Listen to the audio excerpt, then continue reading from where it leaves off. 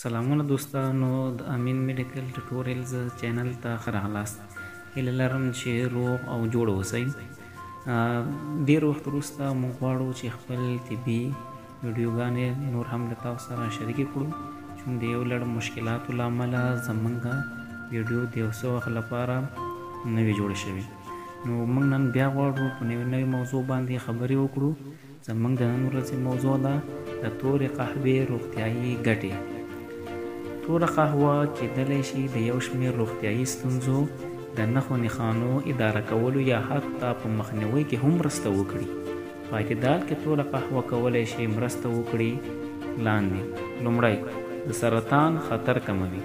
قهوه کیدی شي د سرطان د ځینو ډولونو په مخنیوي کې مرسته وکړي، په شمول د خولې سرطان، د پروستات سرطان، د ځیګر سرطان او د کولمو سرطان. ساینس پوهانو دا نه ده معلومه کړې چې ولې قهوه کولی شي د سرطان خطر کم کړي. د علت یوه برخه کیدی شي دا وي چې قهوه په انټي اکسیډنټ کې زیاته ده، کوم چې ځینې څېړنې وایي چې سرطان په مخنیوي کې مرسته کولی شي. دوهم، د الزایمر ناروغۍ مخنیوی. دریم، د چاقۍ مدیریت، یعنې نه پرېږدي چې یو کس ډېر زیات چاق شي. څلورم، د شکرې ناروغۍ مدیریت. پنځم، د سیروسیس خطر کموي. دا و دوستانو زموږ د نن ورځې موضوع. او هیله لرم چې یو څه مو ترې زده کړي وي، زده شوي وي.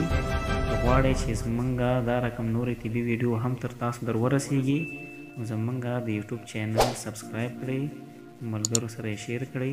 تر بیا ښې چارې، د الله په امان.